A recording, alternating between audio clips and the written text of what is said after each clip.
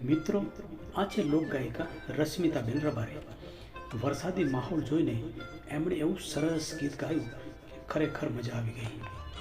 એવો તરગાજીયાન દખાણો વરસિયા, વો તરગાજીયાન દખાણો વરસિયા, મેહુલે મંડા રે મંડાણ, આવ્યો ધરતીનો ધણી રે મેહુલિયો, આવ્યો ધરતીનો ધણી રે મેહુલિયો, ઓ તરગાજીયાન દખાણ